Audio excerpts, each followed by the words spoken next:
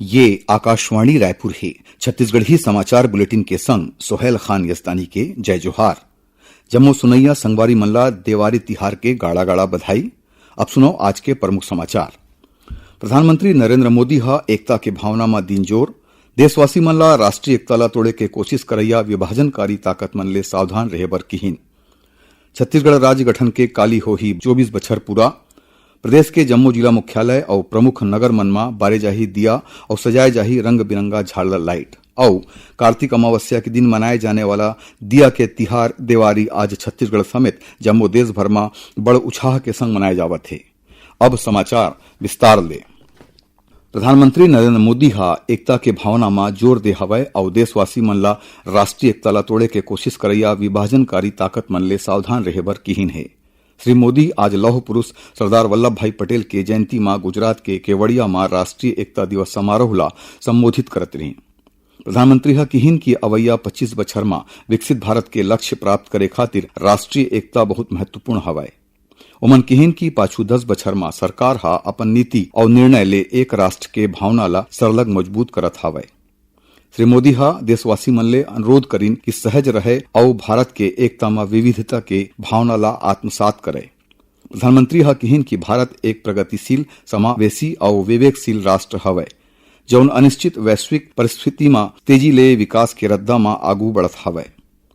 देश ला एक सूत्र में जोड़े बर लौह पुरुष के योगदान ला याद करत प्रधानमंत्री हा किहिन कि सरदार पटेल के 125वां जयंती अवैया 2 बछर तक देश में मनाए जाही। प्रधानमंत्री हा आज बिहिनिया एकता नगर में statue of unity Sardar Vallabh भाई पटेल ला पुष्पांजलि अर्पित करीन। लोगन मन ला एकता दिवस के शपथ दिलाइन। संगे संग एकता दिवस परेड के निरीक्षण खलो करीन। आज जम्मू देश सरदार वल्लभ भाई पटेल के जयंती में उनला श्रद्धा सुमन अर्पित करत हवय। लौह पुरुष के जयंती राष्ट्रीय एकता दिवस के रूप में मनाए जावत है। राष्ट्रपति द्रौपदी मुर्मू और उपराष्ट्रपति जगदीप धनखड़ आज बिहिनिया नई दिल्ली के पटेल चौक में सरदार वल्लभ भाई पटेल के मूर्ति में फूल माला चढ़ाइन। उन्हें छत्तीसगढ़ के मुख्यमंत्री विष्णुदेव साय हा आज जशपुर जिला के मुख्यमंत्री कार्यालय बगिया में आयोजित कार्यक्रम में सरदार वल्लभ भाई पटेल ला नमन करीन। उमन किहिन की हम सबों के एक कर्तव्य हवय कि मिलजुल के अपन प्रदेश और देश के प्रगति में अपन योगदान देवें। राष्ट्रीय एकता दिवस में सचिव दिनेश शर्मा हा अधिकारी मन ला शपथ घलो दिलाइन। एकरे संग विधानसभा परिसर में आयोजित कार्यक्रम में सरदार पटेल ला श्रद्धांजलि अर्पित करेगीस। राज्यपाल रमेन डेका काली राजभवन में छत्तीसगढ़ रेड क्रॉस सोसाइटी के 4 ठिन मोबाइल मेडिकल यूनिट के शुभारंभ करीन और ओला हरा झंडी दिखा के आने आने जिला मन में भेजेगीस। ये मोबाइल वैन राज्य के 4 ठिन जिला मोहला, मानपुर, कोंडागांव, सारंगढ़, बिलाईगढ़ और मनेन्द्रगढ़, चिरमिरी, भरतपुर जिला मन में अपन सेवा दीही। ए मौका में राज्यपाल हा किहिन की मोबाइल मेडिकल यूनिट डहार ले विशेषकर ग्रामीण इलाका में रहिया मनखे मन ला सुघर स्वास्थ्य सुविधा मिलही। राज्यपाल हा खुशी जाहिर करत किहिन कि ए मोबाइल मेडिकल यूनिट ऐसा इलाका में जाही जहां स्वास्थ्य सेवा के पहुंचना बहुत कठिन है और स्थानीय लोगन मन ला डॉक्टरी इलाज के जरूरत ज्यादा हवय। जानवा के मुताबिक मोबाइल यूनिट में हेल्थ एटीएम मशीन लगाए गए हवय जेखर ले लोगन मन ला स्वास्थ्य जांच रिपोर्ट जल्दी मिल सके। छत्तीसगढ़ राज्य गठन के काली 24 बछर पूरा होवत हवय। ए मौका में काली प्रदेश के जम्मू जिला मुख्यालय और प्रमुख नगर मन में रंग बिरंगा झालर लाइट और दिया बारे जाही। राज्यपाल रमेन डेका, मुख्यमंत्री विष्णुदेव साय और विधानसभा अध्यक्ष डॉक्टर रमन सिंह राज्य स्थापना दिवस के मौका में जम्मू प्रदेशवासी मन ला अपन बधाई और शुभकामना दीन हवय। अपन संदेश में राज्यपाल हा किहिन है कि राज्य स्थापना दिवस हमार प्रदेश के संस्कृति, समृद्धि और विकास के संकल्प ला एक ठिन नवा दिशा देवे के मौका हवय। उमन सबो प्रदेशवासी मन ले किहिन है कि जम्मू मनखे मन ला एकजुट होकर राज्य के विकास खातिर अपन योगदान देवे के संकल्प लेना चाहिए। उन्हें विधानसभा अध्यक्ष डॉक्टर रमन सिंह हा किहिन है कि छत्तीसगढ़ आज हम सब के मिलजुल के करेगे प्रयास से ती प्रगति करत हवय। छत्तीसगढ़ी समाचार बुलेटिन आप मन आकाशवाणी रायपुर ले सुनत हवो। छत्तीसगढ़ के खबर ले है आपके वास्ता और खबर के विश्वसनीयता ले है हमार वास्ता। आकाशवाणी समाचार रायपुर के प्रादेशिक समाचार बुलेटिन के संगे संग हमार समसामयिक कार्यक्रम आप रेडियो के संग अपन मोबाइल में घलो सुन सकत हो। आकाशवाणी समाचार फेसबुक, ट्विटर और यूट्यूब में घलो हावय। हमार फेसबुक पेज हरे Chhattisgarh news on AIR, Twitter handle CGAIR news और हमार यूट्यूब चैनल हरे छत्तीसगढ़ AIR न्यूज। तो अब रेडियो के संगे संग आपके मोबाइल के माध्यम ले हम आप तक पहुंचत हन। छत्तीसगढ़ के हर खबर पर सुनत रहो आकाशवाणी समाचार। आवो अब आगू बढ़थन बाँचे समाचार कोती।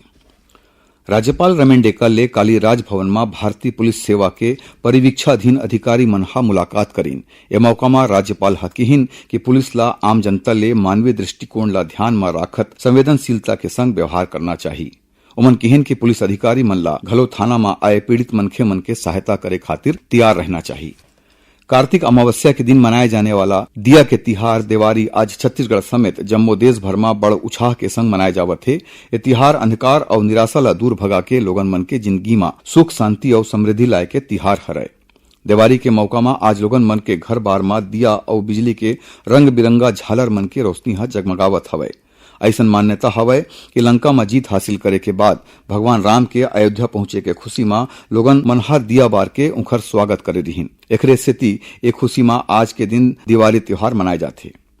दिवाली के मौका में ए बेरा छत्तीसगढ़ के आने आने शहर और गांवों मन में लोगन मन लक्ष्मी पूजा के तैयारी करत हवय। घर और अंगना में दिया बार के रोशन करे गे हवय। घर के बाहर सुघ्घर रंगोली घलो बनाए गे हवय और लइका मनहा आतिशबाजी घलो शुरू कर दे हवय। दिवाली के मौका में आज बिहिनिया ले लोगन मन खरीदारी करत रहीन। बाजार में ग्राहक मन के भीड़ देखेला मिलत रहीन। लोगन मन मिठाई पटाखा और कपड़ा के संगे संग मौसमी फल के घलो खरीदी करत हवय। उन्हें पूजा बर देवी लक्ष्मी के आकर्षक मूर्ति और अपन घर ला सजाए के जिनिस घलो खरीदत हवय। समृद्धि के प्रतीक माने जाने वाला धन के बाली ले बने झालर यानी फाता के मांग घलो रहीस। ज्योति परब दिवाली में लोगन मन ला सोना चांदी के संगे संग बर्तन के घलो जम के खरीदारी करत देखे गे हवय। राष्ट्रपति द्रौपदी मुर्मू, उपराष्ट्रपति जगदीप धनखड़ और प्रधानमंत्री नरेंद्र मोदी के संगे संग छत्तीसगढ़ के राज्यपाल रमेन डेका और मुख्यमंत्री विष्णुदेव साय देशवासी मन ला दिवाली के मौका में अपन बधाई और शुभकामना दीन। दिवाली त्योहार के मौका में फटाका फोड़े के दौरान होइया हादसा ले बचे खातिर सावधानी बरते के सलाह डॉक्टर मनहा दीन हवय। रायपुर के आंखी रोग के विशेषज्ञ डॉक्टर दिनेश मिश्रा आकाशवाणी समाचार ले गोट बात करत किहिन कि दुर्घटना ले बाचे खातिर पटाखा हमेशा खुला जगह में ही फोड़ना चाहिए। पेंशन और कल्याण विभाग केंद्र सरकार के कर्मचारी और पेंशन भोगी मन खातिर महंगाई भत्ता और राहत के 3% ऊपर किस्त देवे के अधिसूचना जारी कर दे हवय, जौन ए बछर 1 जुलाई ले प्रभावी माने जाही। केंद्रीय मंत्रिमंडल हाल ही में 3% उपराहा किस्त दे के मंजूरी दे रही से। एकर बाद महंगाई भत्ता मूल वेतन या पेंशन के 50% ले बाढ़ के 53% हो जाही। यात्री मन के सुविधा ले देखत रेलवे डहार ले सनत नगर रायपुर के बीच 3 फेरा करे खातिर देवारी और छठ पूजा स्पेशल ट्रेन के सुविधा दे जावत है। ये ट्रेन सनत नगर ले रायपुर बर 7 नवंबर, 14 नवंबर और आज रवाना होही। उन्हें रायपुर ले सनत नगर बर 1, 8 और 15 नवंबर के चलही। ये ट्रेन दुर्ग, राजनांदगांव, गोंदिया, नागपुर और सिकंदराबाद में रुकत हुए जाही। आखिर में प्रमुख समाचार एक घाव फेर। प्रधानमंत्री नरेंद्र मोदी एकता के भावना में दीन जोर।